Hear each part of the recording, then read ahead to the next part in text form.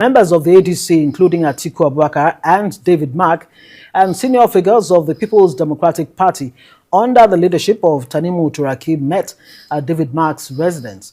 Other attendees at what has been described as a crucial opposition meeting include former Minister of Justice Abubakar Malami, former governors Rotimi Amechi, Rabiu Musa Kwankwaso, Aminu Tambuwal, Peter Obi, and Babangida Aliyu. Also in attendance, former Minister of Information, Jerry Gana, and PDP National Secretary, Taufik Arapaja.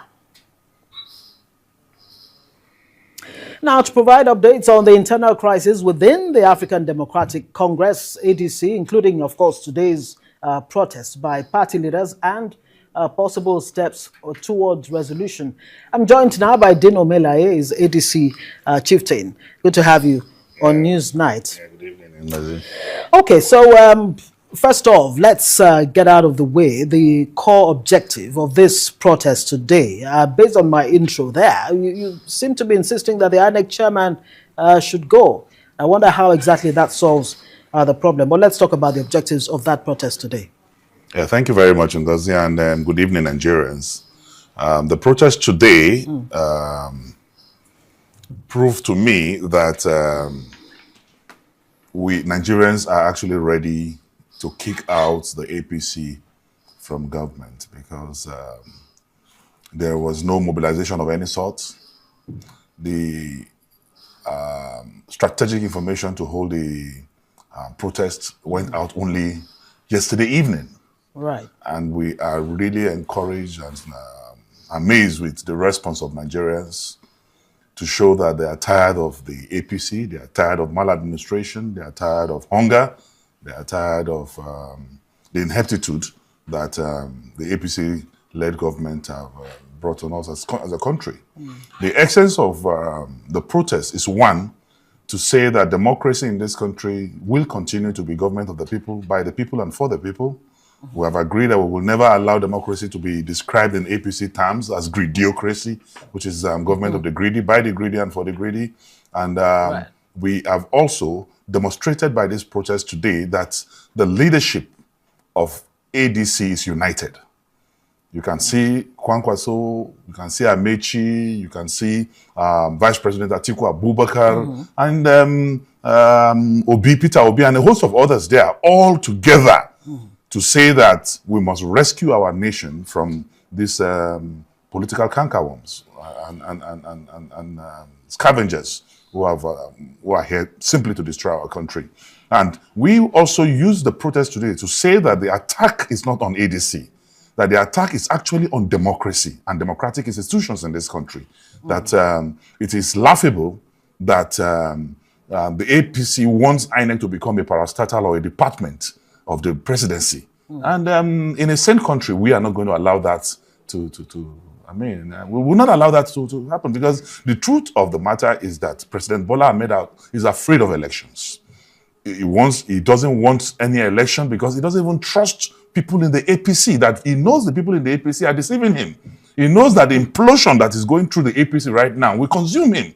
So he doesn't want any opposition. All right. The APC deliberately have destroyed the People's Democratic Party. They've done same to SDP. They've done same to Labour. And now the hammer is on us because he simply wants to be coronated as Kabiyesi, the king of Nigeria. And we are going to prove that there are no kings in this country. But you seem to give so much credit to the APC and indeed Bola Ahmed Tinubu when you say he's destroyed the PDP, he's destroyed this party, and now it's a turn or a milokon of the ADC to be, to go the same way. Because when you use... How is that possible? It is possible. Is it not a case of internal weakness within the parties themselves? Not at all. That make it possible for the APC to be able to have its way? Because not at all. Not at all. When you use, institutions of government, or rather, when you use national institutions in the wrong way to subvert justice, to subvert simply justice. Okay, for example, I'm a lawyer. Right. But our courts are not in the best state in this country today. You can see a lot of judgments that it's degrading. Okay, when an institution that is supposed to be neutral, like INEC, the electoral umpire, is coming out as a referee. This time around, not just as a referee. It's like seeing Arsenal playing against Man U, and the referee is wearing a Man U jersey.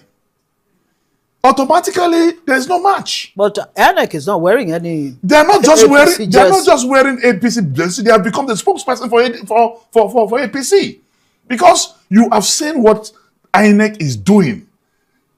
Simple interpretation of an order.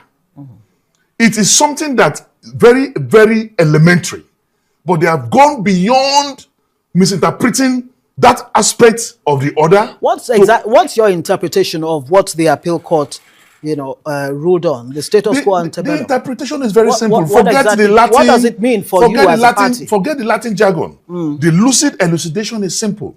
Which is? What the situation was before the hostility, before the fight, before the war.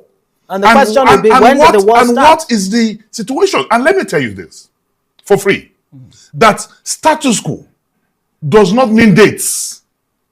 Status quo means situation.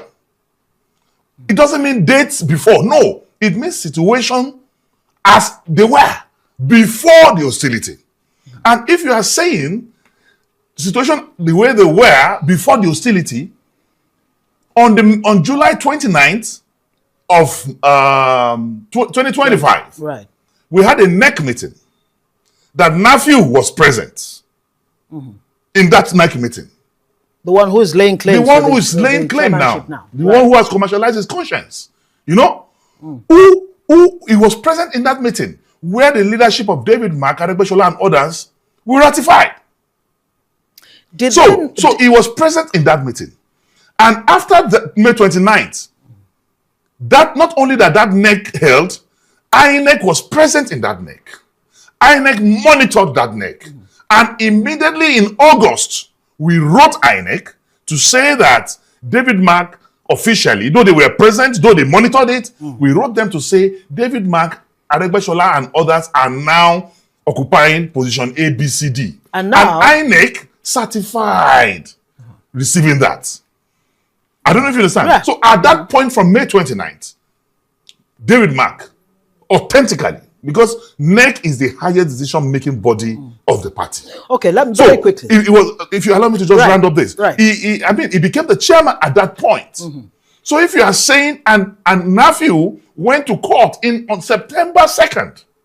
September 2nd. Of 2025. Of 2025. Meanwhile, the ratification by NEC of David Mark was done July 29th. Before September. Before September. Okay. So if you are saying what the situation was before September 2nd, the situation is that David Mark was the chairman of ADC.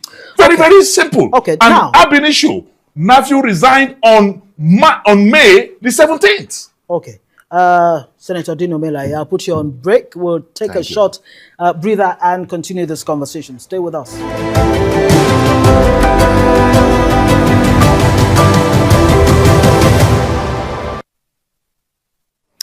Welcome back. You're still watching Newsnight. Our conversation tonight around the ADC protest at INEC headquarters here in Abuja, and I have with me in the studio Senator Dino Melaye, ADC chieftain.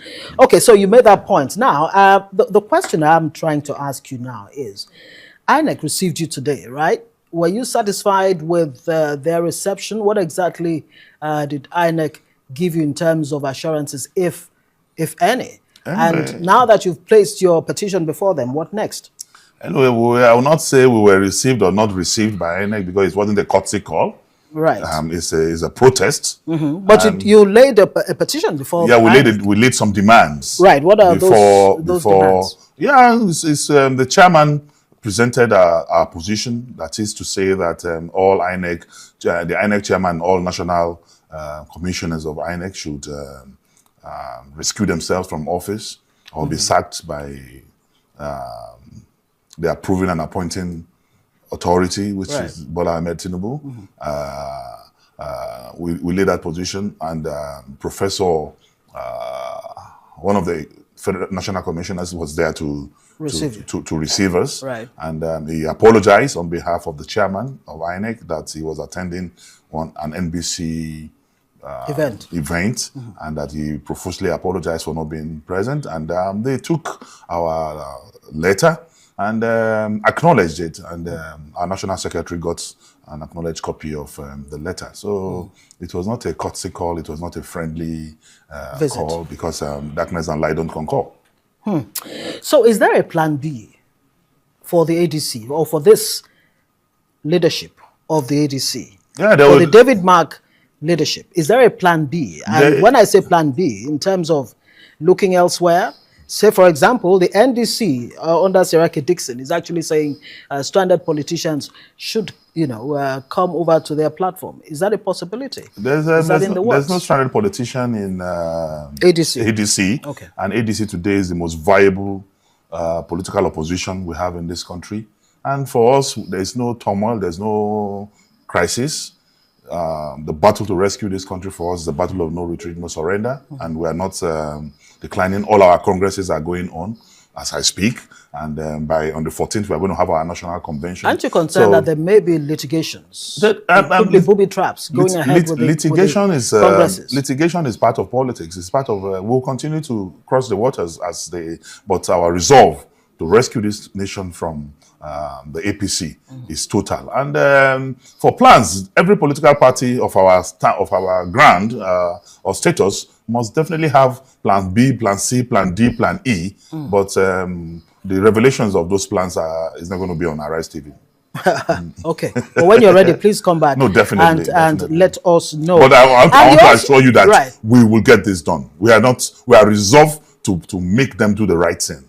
And we will not allow Tinubu to be coronated.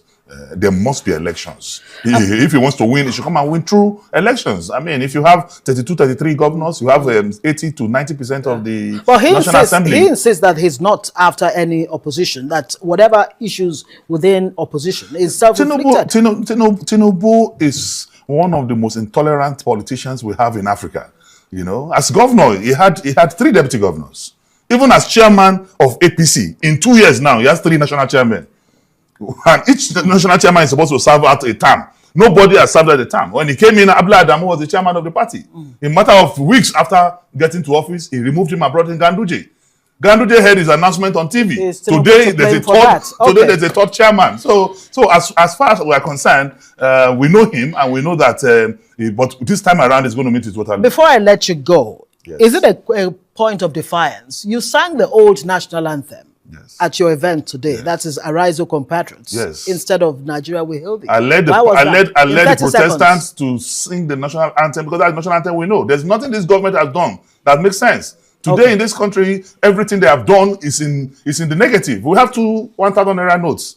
You don't even know which one you will spend when you go out. You have 2 500 naira notes. That's a good place to live. Everything in this country is upside down. It's a Milocon government. But this time around, let him say bye-bye to the presidential villa, because on May 29th, by the grace of the Almighty God, he's going to move out of the presidential villas, including those staying in the boys' quarters of the villa with him. All right, that's a good place to live it. Dino Melaye, chieftain of the African Democratic Congress, joining us tonight on